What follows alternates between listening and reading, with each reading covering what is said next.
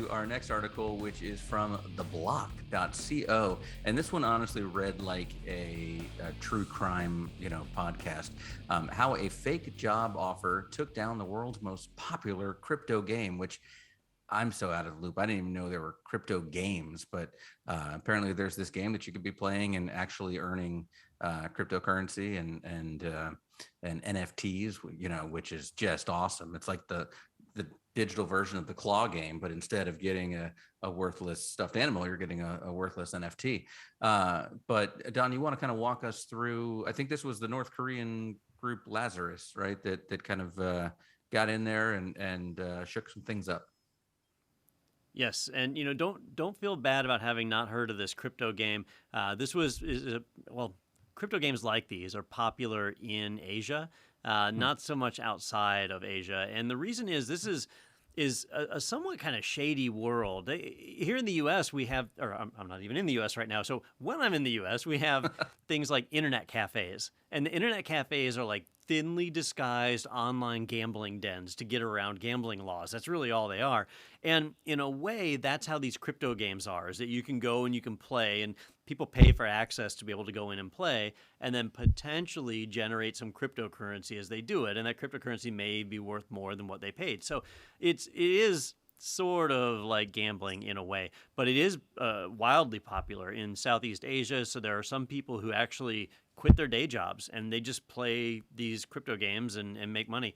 The one that's being talked about in the article is called Axie Infinity, and it was probably the most popular of the crypto games. I say was because hackers managed to get in and drain $540 million of cryptocurrency out of the platform, effectively destroying it, and now it's completely fallen.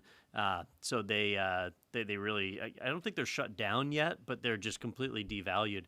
Now, what I thought was really exciting about this, because I don't normally give two craps about crypto and what's going on there, but in this case, they gave us the background on how it happened. Now, I assumed that this was either a hacker taking advantage of the way that it's doing its mining algorithms or something like that.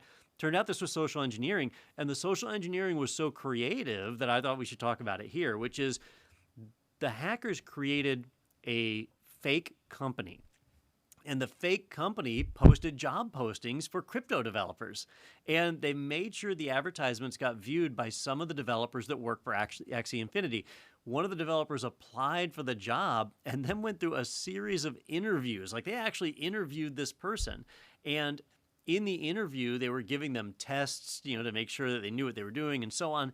And then at the end of the process, they sent them a job offer.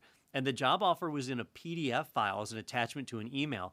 And when the developer opened up that attachment, it carried a malicious payload that infected their machine, and that gave the attackers access, gave them full control of that developer's machine. So once they had that, they had access to the code of Axie Infinity in the back end, and they were able to just run rampant in there. But I thought, man, what a long game they played on that, right?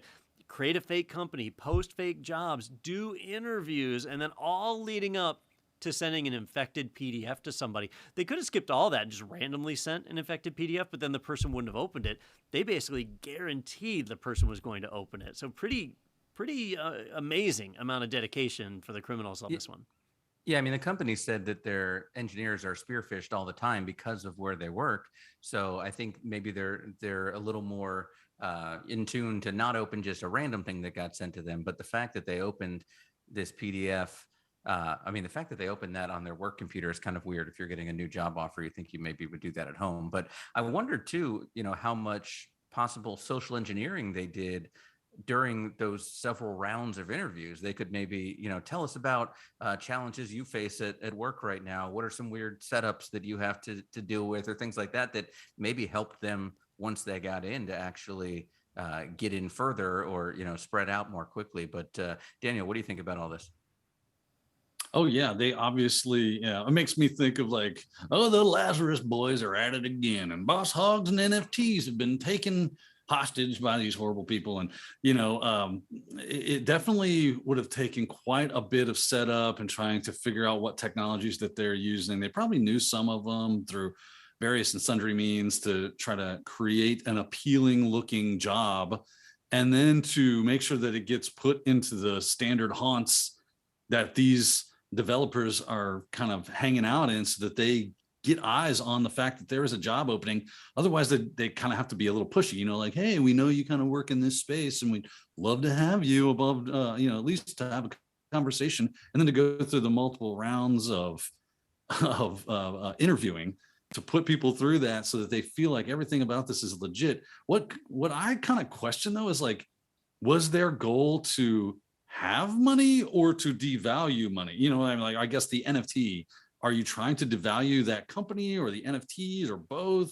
Because that was the effective, right? Like Don said, all this stuff has been completely devalued because of what has happened. So they did all that work for what? What was the purpose? Well, if they were able to get it out and cash it in quickly, you know, before that fall. But my understanding is, and correct me if I'm wrong, Don, but you know, they were able to get in and get access to 4 of the 9 validators that basically are, you know, saying, or you need more than half to approve things on the blockchain. And then they came another way to get that 5th one to have a majority. But by having that, they were able to kind of go ahead and approve these transactions and just funnel this money out. Is that right? Yeah, they were able to seize control of enough systems to pull off a 51% attack, right? And that's a challenge we have with blockchain, is that if anyone ever gains control of 51% of the validators or miners or whatever it is that's actually doing the ledger entries, then they can approve whatever changes they want. They can drain all of the money out and say, yep, that's legitimate, and green light it. And that's what the hackers did. They got control of enough systems. Yeah, it's a really cool read and interesting, like you said, Don, that they actually, you know, took the time to admit what happened and really get into detail as probably a cautionary tale for the next people. So one I would definitely check out, and you know, if it's something that could affect you, you know, maybe take some steps. You know, tell your employees, take those job offers at home. You don't have to take them here at the office and compromise all of our systems.